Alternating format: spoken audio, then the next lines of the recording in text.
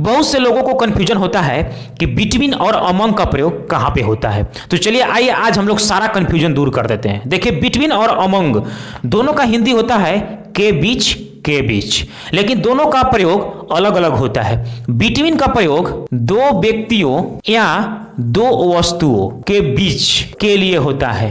Between का प्रयोग दो व्यक्तियों या दो वस्तुओं के बीच के लिए होता है और अमंग का प्रयोग दो से अधिक व्यक्तियों या वस्तुओं के बीच होता है। जैसे एग्जाम्पल के माध्यम से समझिए, he is seating between his parents. He is seating between his parents. वह अपने माता पिता के बीच बैठा है। वह अपने माता पिता के बीच बैठा है। यहां पे देखेंगे कि बिटवीन का प्रयोग दो व्यक्तियों के बीच में किया गया है। पेरेंट्स में दो होते हैं, माता और पिता। वो जो है ही, वो कहां बैठा है? दो व्यक्तियों के बीच में, माता और पिता के बीच में बैठा है। तो बिटवीन का प्रयोग हमेशा दो व्यक्तियों या दो वस्तुओं के बीच में होता है। इसमें समझते हैं, ही डिस्ट्रीब्यूट्स पेन्स अमंग स्टूडेंट्स। वह विद्यार्थियों के बीच कलम बांटता है।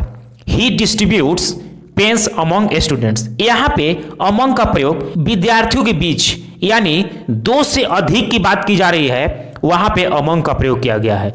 तो उम्मीद करता हूं कि बिटवीन और अमंग का कॉन्सेप्ट आपको समझ में आ चुका होगा। यदि समझ में आ गया तो कमेंट में बताइए। अब यहाँ पे बिटवीन आएगा या अमंग आएगा, आप कमेंट में जरूर बताइए। There is unity between versus among workers. यदि यह वीडियो आपको अच्छा लगे तो लाइक और फॉलो जरूर कीजिए।